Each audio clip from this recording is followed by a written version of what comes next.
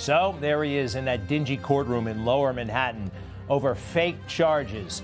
A defendant flanked by his defense team. Fast forward a couple of months, he is now the president-elect, and his co-counsel there, they're on their way to the Department of Justice. It's going to be awesome.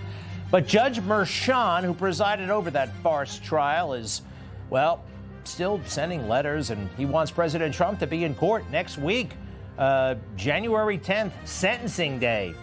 Now, he's already acknowledged that he can't send or won't even try to send President Trump to jail. The whole thing is ludicrous.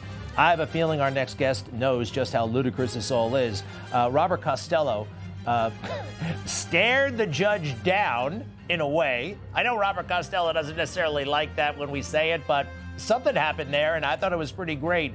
We have the transcript. Let's see here.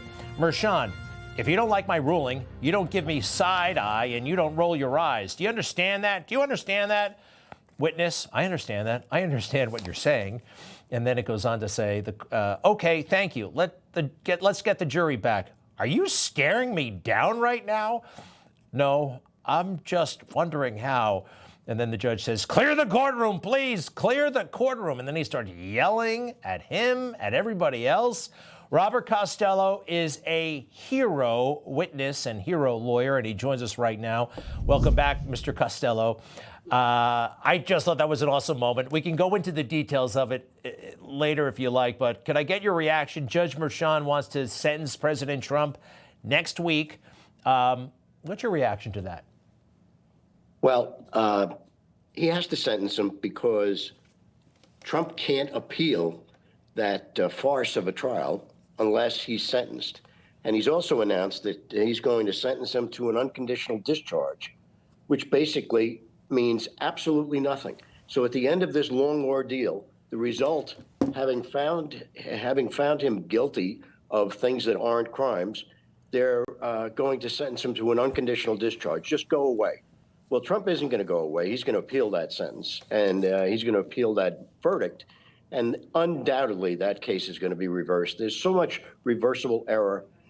You would have to take an hour just to list them one by one, all the various things that he did. This judge was out of control, but he was clearly in the pocket of the DA's office, and they were inventing crimes in order to try and prosecute Trump for election interference and to be able to call him a convicted felon, which is what they want to do now. Because even though they've been calling him a convicted felon before he was sentenced, technically he's not. He won't be a convicted felon until the sentence is imposed. And the sentence is going to be nothing. Have a nice day, Mr. Trump. All right. Wait, that's actually interesting. If he doesn't get sentenced next week, he couldn't appeal the conviction. You got to be convicted before you appeal it. Correct. So because technically what you're appealing is the sentence, the judgment in the case. That's what you're appealing. And so until there's a judgment entered in the case, there's no right to appeal. Well, all right. So in a weird way, is he helping President Trump? Because President Trump wants to appeal. He's already said he wants to appeal. I guess the judge could throw the whole thing out and say, I'm sorry, we wasted your time and the taxpayers' time. That would be better. He wouldn't have to appeal. It would be an acknowledgement. So I guess, I don't know, is it good or bad what's happening next week? Well, I think technically it's good for President Trump because he has the ability to appeal. The problem with the appeal is it's going to go to the appellate division first, and then the Court of Appeals, if necessary, the New York Court of Appeals, and then possibly to the U.S. Supreme Court. It should end at the appellate division. They should throw this case out. I hope that they will. I expect they will, but politics plays an awful big role there. How about that? Hey, I want to talk about you because you're a lawyer of very high standing in New York and nationally, a former federal prosecutor. And there weren't a lot of people standing up of your caliber and saying, you know what, this is ridiculous. Stop everything. The American Bar Association, other professional organizations, they know that what happened to President Trump is wrong, but they didn't do anything to stop it. You did, which is terrific. Why? I guess it's cowardice. Why wouldn't more people stand up, even if they don't like President Trump? Lawyers know, and if they don't know, then they probably should be disbarred, that what happened to President Trump was wrong. yet they didn't put up any kind of a fight. I'm talking about, briefs, or what do you call it? Friendly briefs, amicus briefs, stuff like that. Amicus curiae, yeah. Right. There should have been like Amicus thousands, briefs, tons right. of that stuff. Sure.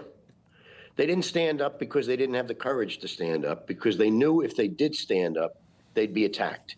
I can attest to that. I've been attacked plenty as a result of giving testimony, telling the truth.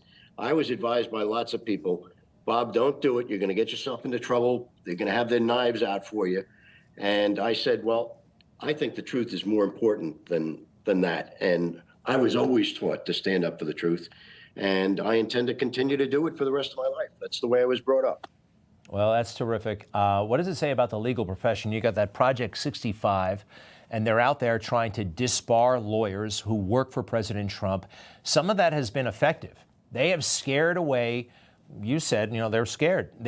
Some legal talent won't touch conservatives to this day.